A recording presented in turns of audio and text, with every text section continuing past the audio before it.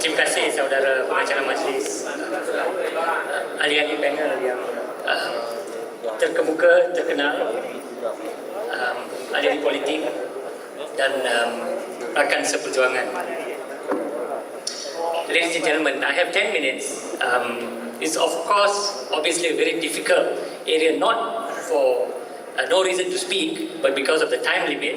So I'll just list down a few items on my wish list, what I would like to see for the future of Malaysia, hopefully very soon. Firstly, no political party based on race.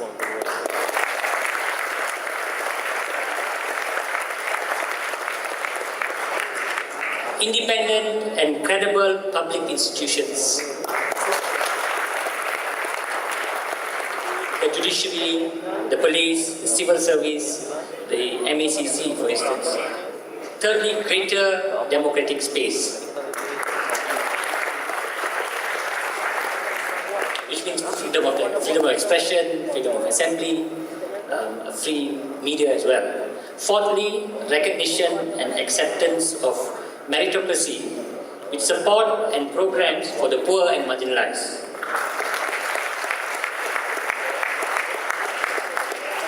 Fifth, of course, a rule of law, which includes access to justice.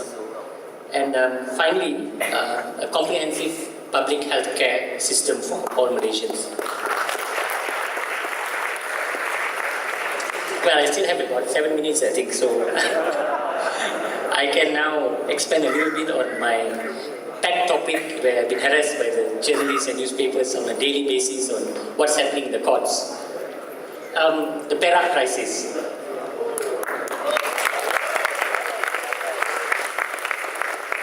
I'm a lawyer by profession, I'm a lawyer by training, I happen to be the president of the Malaysian Bar. One thing that struck me about Dato' Sri Anwar's speech when we opened the forum today, the political crisis cannot be resolved in a court of law.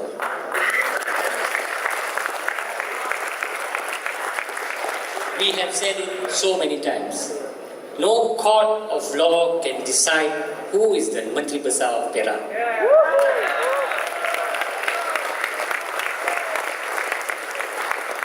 And I was at a past drama in Batu Caves a few days ago. Again, a reflection of what happened in Perak. One question posed was, what are the lessons learned from the Perak fiasco, Perak crisis? For me, again, this is what I've observed. Very positive things have also come out from Perak. The racial and religious lines have been blurred and it's fading rapidly.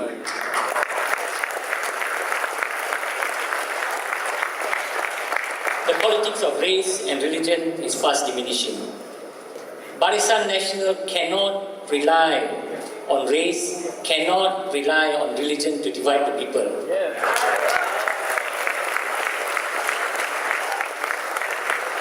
Now, why do I say that?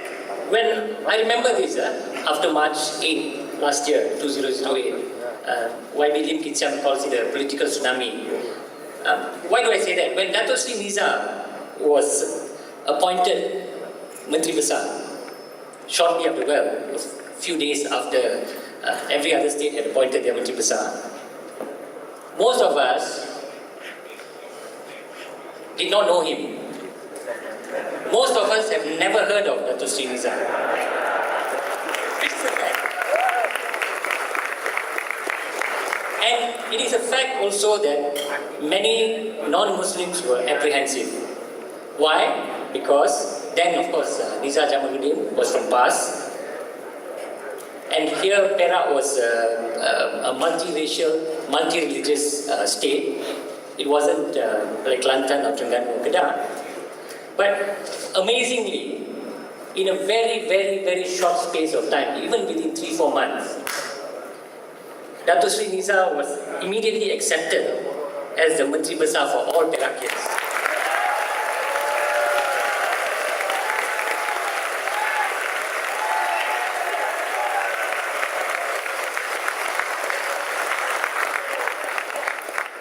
He was the Menteri Besar for the Malays, the Chinese, the Indians, and for the Bar Council, most importantly, he was also the Menteri Besar for the Orang Aslis of Perak.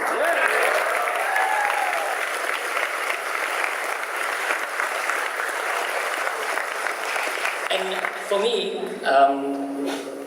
in the midst, even now, as you see, the loudest claps are for Dato' Sri Nizar, for only one reason. I think Dato' Sri Nizar is seen as the symbol for the new Malaysia.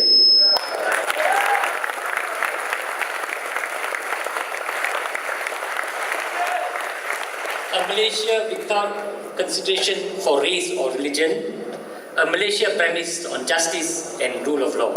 Ladies and gentlemen,